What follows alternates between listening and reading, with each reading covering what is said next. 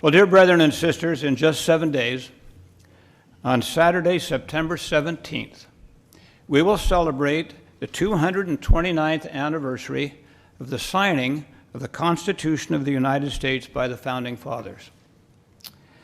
Throughout the long, hot summer of 1787, they met in Independence Hall in Philadelphia, debating ideas, writing, reviewing, rewriting numerous drafts of what would become the most remarkable framework of government ever forged, set forth in the most hallowed document of its kind ever to issue from the pen of man. The Lord himself declared that this Constitution was established by the hands of wise men who he raised up under this very purpose. It is no mere coincidence that next weekend the new Philadelphia Temple will be dedicated, 229 years from the date of this historic signing. A house of the Lord will then stand a few blocks from that other sacred edifice, Independence Hall. For us, living more than 2 centuries later, the events of the founding live on in a kind of rosy-hued, sanctified mist of patriotism. However, the true events that led to the signing were quite different, and at the time seemed far from being either sanctified or rosy-hued. The 13 colonies that had won their freedom from Great Britain only 4 years earlier were in shambles. The so-called United States were anything but united. In fact, the men who came together in Philadelphia that hot summer acted largely behind a shroud of secrecy. Officially, they had assembled to amend the ineffective Articles of Confederation. However, once together, they set to work to fashion an entirely new document, out of whole cloth, as it were. The meetings in that muggy chamber were often fractious. Representatives of large states saw things differently than the representatives of small states. Some delegates wanted a strong central government. Others feared that would lead the nation back into the same monarchical swamp from which it had just emerged. There was no existing model that they could copy. They were pioneering something that had never been done before. They argued passionately, and they often disagreed vehemently. Their loyalties and friendships were strained to the breaking point. At times, it looked hopeless. But the Spirit of the Lord was with them as they worked to compromise their differences. Day by day, sometimes even hour by hour, and draft by draft by draft, there gradually emerged like a magnificent statue from a block of marble, a document which begins with these simple, profound words: "We the people, in order to form a more perfect union." The system of government that arose from those tense and difficult days is a system that is rooted in we the people. It is a government that quite literally depends upon you and me and our fellow citizens for its operation. That same pattern of government has been copied by every one of the 50 states. Hence, in every single city, town, and hamlet, in every single state, these founding documents make very clear that the powers of government derive from and depend upon we, the people, you and me. Now, we live in a day when candidates for office are often heard to say that they, quote, stand for the Constitution. Usually, they are speaking in a kind of code, advancing a particular political platform. But the simple fact, my dear brethren and sisters, is that in this challenging season, all of us, each and every one, must stand for the Constitution, not as political partisans, but as citizens engaged in the processes of government in order to defend our religious liberty. I've recited this brief history to make 2 essential and related points. First, the Constitution itself, though inspired by heaven, was the product of hard work by men who sensed a destiny in this country and were devoted to it, and who worked to find compromises that benefited the common good. And second, particularly important for our purposes this evening, the very Constitution they established requires us, we the people, to do the hard work of citizenship that is necessary to protect and preserve rights so painfully established. As Elder Oaks has taught us already this evening, we likewise must engage in that struggle to preserve religious liberty by striving to find appropriate compromises with those who have differing priorities. We Americans have become far too accustomed to leaving the definition of religious rights and limitations to the courts. Of course, the courts have an important role to play, particularly in setting the outside limits on rights and freedoms. But as Elder Oaks noted just moments ago, the courts are only able to decide whatever particular case is before them. For the citizenry to rely only on the courts, frankly, amounts to lazy citizenship. Rather, it is for us, we the people, to do the hard work of citizenship by determining through the democratic processes the basic boundaries that protect and define the rights and liberties of all the people, including religious rights. That was the intent of the founders. Defining those democratic processes in our Constitution was their hard work of citizenship. Using those processes to form a more perfect union in our day is the hard work of our citizenship. My beloved friends, we are saints, Latter-day Saints, and we are also citizens. We have assembled this evening as saints in order to receive a call to serve as citizens, to join together with others in the hard work of citizenship in the defense of religious liberty. We must do that work in our local communities, through the organs of state and local government, through school boards, service organizations, and professional associations, at public hearings and coalitions with other citizens. The days are long past, if indeed they ever existed, when we could lead narrow provincial lives merely as saints, focused only on our families and our local church congregations. Tonight, we have heard a clarion call from an apostle of the Lord to also be citizens in defense of our most basic civil rights: the freedom to practice our faith, the freedom to trumpet our beliefs in the public square, and the freedom to live according to our core principles in every aspect of our lives. Those who follow me on this program will offer some suggestions and guidance on how we can do that. Now, a moment ago, I had mentioned that word priorities.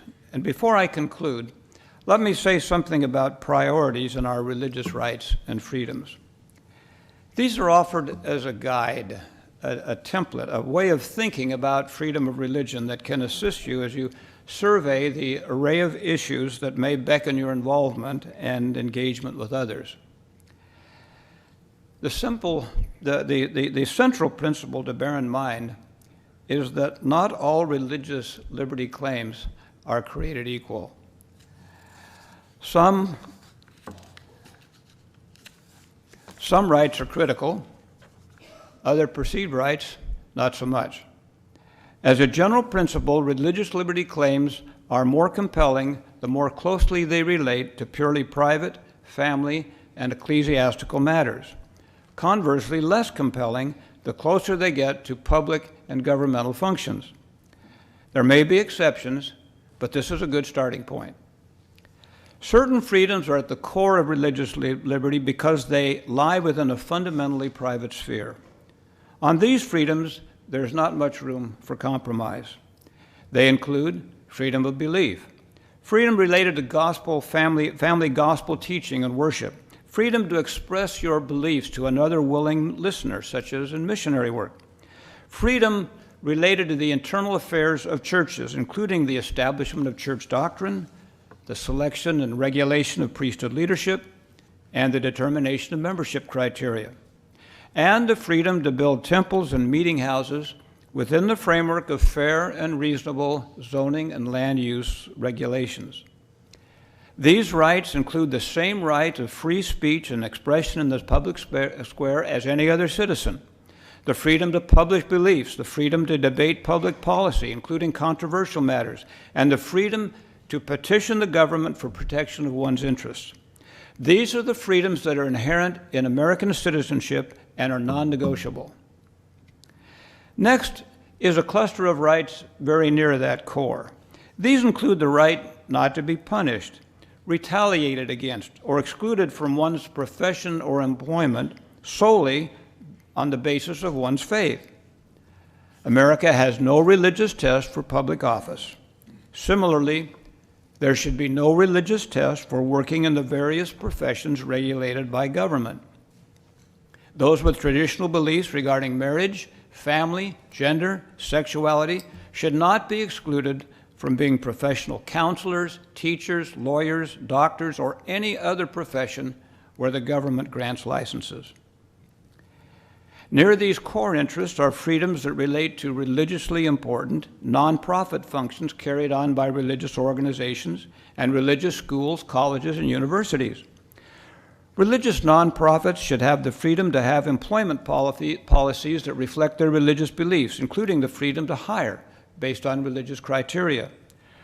Religious colleges should have the freedom to establish honor codes that reflect their religious teachings. Religious charities should have the right to conduct their good works according to the dictates of their respective faiths. However, my dear brethren and sisters, as we move beyond these core interests into more commercial settings, our expectations of unfettered religious freedom must be tempered. This is not because commerce is unimportant, but because it overlaps with what for decades has been considered civil rights, such as the right not to be discriminated against in employment or denied service in a place of public accommodation based on certain characteristics.